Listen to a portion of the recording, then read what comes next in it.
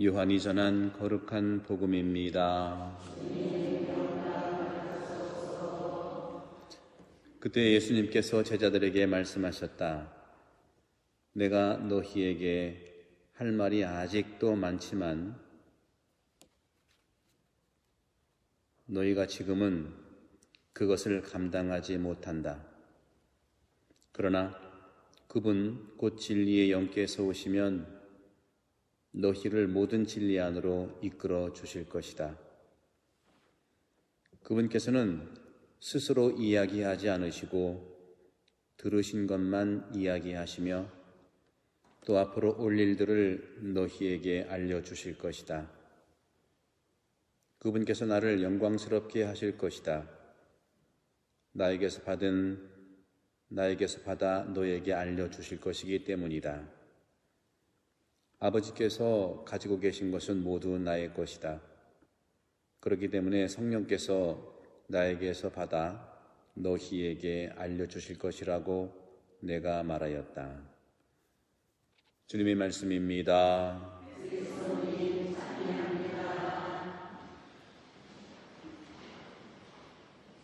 아시죠? 인사하는 거 익숙지 않겠지만 전미 예수님 합니다.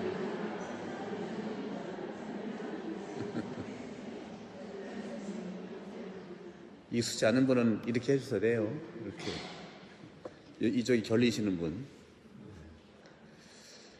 예, 이제 부활 시기가 이제 막바지에 와 있고요. 계속해서 부활식 전체에는 요한복음을 계속 읽었고, 이제 성령 강림 대축일이 지난 다음에 연중 시기는 마르코 복음을 계속 읽고 있어요. 그러니까 여러분들이 시기마다 매일 복음 말씀을 충실히 앞뒤 맥락에서 이해하시면 3년이면은 성경을 다 읽는 거예요. 구약 성경까지. 그래서 매일매일 그 복음 말씀을 이렇게 알아들으시면서 그 중에 하나라도 택해서 살면은 그게 복음 생활을 하고 있는 거죠. 오늘은 여러분들께 이 성령에 대한 말씀을 드리려고 하는데, 오늘 요한복음이 말하는 성령은 진리의 영이라고 말씀하시고, 또 구약부터 해서 전반적으로 성령에 대한 부분을 어떻게 소개하냐면, 특히 신약에서는 성령은 보호자예요. 우리의 보호자. 그리고 우리를 위로해 주시는 분이에요. 위로자.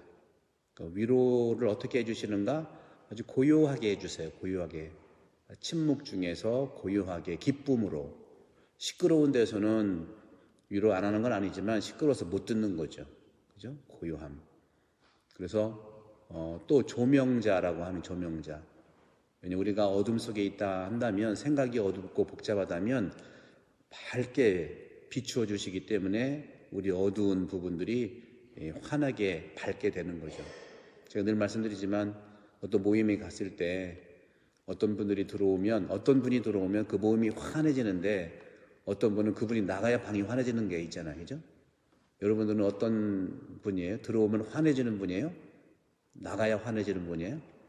저는 들어갈 때 불을 켜고 들어가고 나올 때 불 꺼요. 조명자, 그렇게. 성당도 조명이 없으면 우리가 어둡잖아요. 그죠? 그 성령은 이렇게 늘 빛을 비춰주시는. 그러니까 여러분들이 해가 뜨면 너무 좋잖아요. 너무 밝고. 그리고 변호자, 그러니까 변호사라는 말 같은 거죠. 우리를 위해서 변호해 주시는 분이에요. 변호자. 이렇게 다양한 방식으로 주시는 이유는, 왜 성령은 우리를 보호하고 위로해 주시고 빛을 비추어 주시고 또 대변해 줄까? 성숙한 삶을 살기 위해서 그래요. 성숙한 삶. 성숙하다는 건 어떤 것일까? 오늘 복음에 보게 되면, 할 말이 많지만 지금은 그것을 감당하지 못한다. 성숙한 사람은 감당하지 못해도 그 말씀을 품고 있는 거예요. 그 성숙의 모델이 성모님이잖아요. 인생 살면서 이해를 다 하면 좋겠지만 다 못하는 것은 시간을 기다리기 위해서 그 생각을 곰곰이 마음속에 품고 있는 거라는 거죠. 그런 점에서 주님께서는 감당하지 못하지만 성령께서 오시면 진리 안으로 이렇게 끌어주신다. 성모님이 그 대표적인 모델이에요. 특히 여러분 오늘 레지오 하시는 분들이잖아요. 레지오 하시는 분이 성모님을 닮은 분들이죠. 그리고 성숙한 사람은요, 오늘 복음 말씀처럼 스스로 이야기하지 않고 들으신 것만 이야기한다. 누가 들었을 경우는 내 의견을 얘기하지 말라는 게 아니라 들은 것에 대해서 정확하게 품고 있고 이거는 내 들은 거고 여기에 내 의견은 이거야 하면 좋은데 들은 거에다가 들은 것을 왜곡시키고 달리 말하고 또 막 다른 그 자기 사견을 첨부해 가지고 막 뭉뚱그리는 거, 이게 이제 미성숙한 사람이에요. 성숙한 사람은 일단 들은 것만 얘기하는 게 굉장히 중요해요. 이건 개인의 문제뿐만 아니라 사회도 마찬가지예요. 신문도 마찬가지예요. 그래서 가짜 뉴스가 있는 거거든요. 그래서 우리도 가짜 이야기를 하는 것이 미성숙해서 그래요. 그리고 오늘 복음에서 또 앞으로 올 일들을 너희에게 알려주신다 하는 건데, 난 모르고 그분 알고 그런 것이 아니라 앞으로 올 일들에 대해서 준비를 시켜준다는 거죠. 당황하지 않게. 그렇죠? 그리고 너무 중요한 것이 있어요. 성령께서는요, 알려주신다는 말을 알려준다.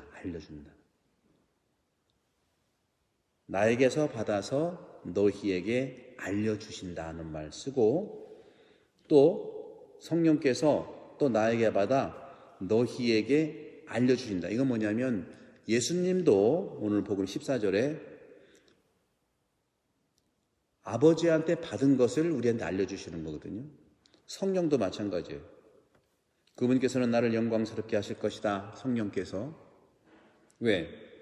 바로 너희에게 내가 성령에 의해서 받은 것을 너희 알려주는 것처럼. 그래서 알려준다는 것도 똑같은 거. 알려준다는 것도요, 어떤 만들어서 얘기하는 게 아니라 사실 그대로를 전달하는 게 알려주는 거예요. 신앙도 마찬가지입니다. 우리가 신앙이 2000년 됐지만 우리 사도신경에서 사도신경 기도를 하잖아요. 또 니키아, 콘스탄티노플 신경으로 긴 신경들이 있어요. 그 신경은 믿음에 대한 고백인데 그 신앙이라고 하거든요. 그 심볼룸이라고 하는 건데, 이 신앙을요, 예를 들어서 예수님한테 통해서 제자들이 받았어요. 베드로가 받았는데, 신앙을 받았는데 그 신앙을 딱 보니까 이 신앙이 별로 표현 안 줘. 이걸 빼고 내 것 집어넣어. 이게 아니라는 거죠. 신앙은요, 받은 것을 그대로 그 다음에 전달해 주는 거예요. 그래서 2000년 내려온 거거든요. 거기다가 이거 표현 안 좋네. 이거 빼자. 이건 내가 더 넣어야겠네. 이게 빼거나 첨부하는 게 신앙이 아니거든요. 여기서 얘기하는 것은 신앙은 바로 사도들이 믿었던 신앙 고백. 그러니까 신앙 고백은 지금 개신교든 천주교든 정교회든 하나도 바꾸지 않아요. 그대로 하는 거예요. 그래서 받은 것을 전해주는 게 신앙이거든요. 거기다가 요즘 트렌드는 이거니까 집어넣자 빼자 그것이 아니죠. 거의 해석은 또 달라. 그 해석을 그 시대마다 할 수 있지만 신앙은요, 근본적으로 받은 것을 주는 거거든요. 그게 이제 고린도전서 15장 1절부터 15절이 바오로의 복음이라고 그래가지고, 이 바오로의 복음 15장 1절에서 고린도전서 15절까지가 신약 성경 전체 통틀어서 가장 먼저 쓰여진 거예요. 마르코 복음이나 다른 복음도 나중에 쓰여졌는데 바오로의 편지 고린도전서 15장 1절에서 10절 15절을 바오로의 복음이라고 하는데 거기에 다 보세요. 내가 받은 것을 전해준다는 말을 쓰고 있고요. 받은 것은 전해주는 거예요. 거기다가 내 가감하는 게 아니에요. 이게 바로 성숙한 사람의 표현이라는 거죠. 그리고 교회는 그래서 수천 년을 지나도 신앙 고백은 보존되는 거죠. 그런 점에서는 이 성령을 우리가 통해서 받는다고 하는 것은 성숙한 삶을 사는 건데, 성숙한 삶이라는 게 어떤 걸까요? 사회적 지위가 높은 사람, 또 많이 가진 사람, 또 어떤 지위가 있는 사람, 지위와 많이 가진 걸로 성숙하고는 별 관계가 없는 것 같아요. 없다 이것이 아니라 별 관계가 없어요. 이것은 굉장히 심리적인 관계도 있는 거예요. 그런 예들은 많죠. 안 된 얘기지만, 엊그저께인가요? 유명 의대생이 여자친구를 죽였잖아요. 공부를 잘한다고 성숙한 건 아니에요.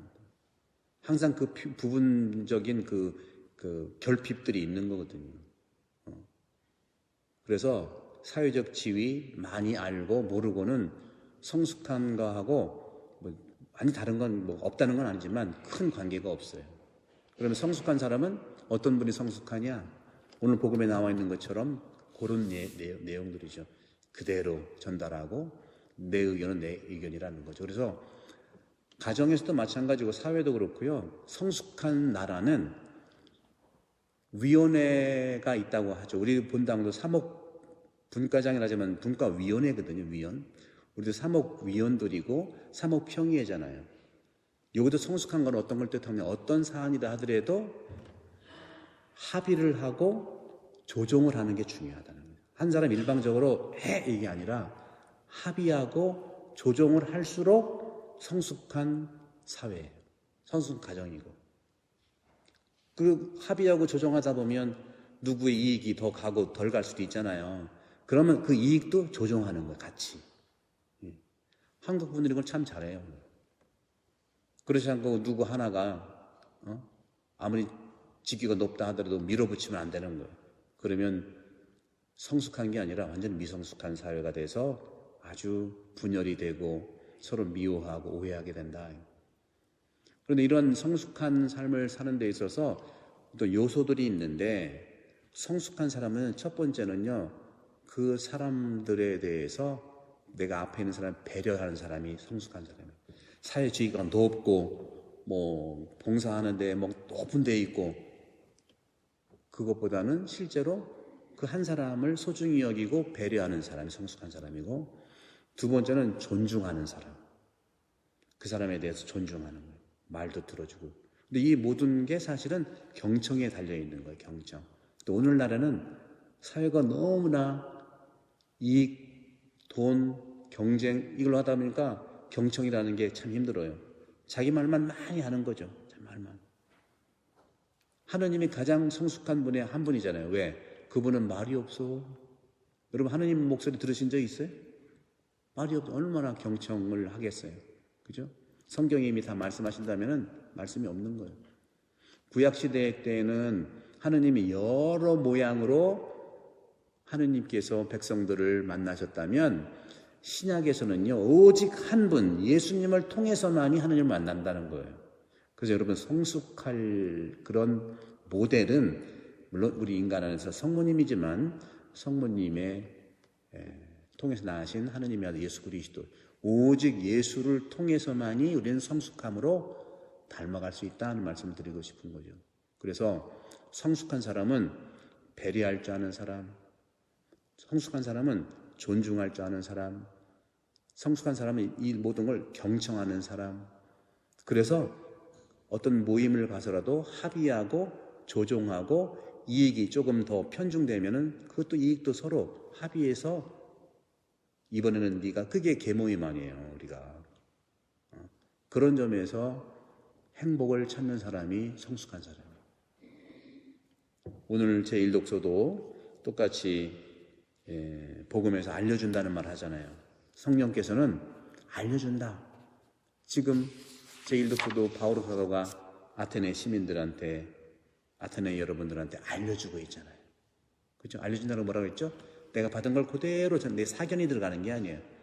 걔네도 필요하지만 요지를 알려주는 거예요. 하느님에 대해서 예수에 대해서 알려주잖아요. 제가 교리를 많이 하는 것도 내 사견 얘기하는 게 아니라 예수님에 대해서 하느님에 대해서 그대로 알려주잖아요. 성경에 나와 있는 거죠. 알려주는 사람이 바로 성숙한 사람이고 오늘 복음에서 성령께서 그 부분을 도와주신다 하는 말씀. 그래서 진리의 영께서 우리를 모든 진리 안으로 이끌어 주신다, 알려주신다. 그런 점에서 이제 이번 주일이 승천 대축일이고 이제 그 다음 주가 성령 강림 대축일이죠. 이 부활 시기에 요한복음을 통해서 우리는 성숙한 삶의 길로 가는 데 있어서 성령의 인도를 많이 받으시고 또 행복하고 우리 사회가 더 성숙한 사람들의 삶이 이웃들을 위해서 많이 드러나기를 함께 기도합시다.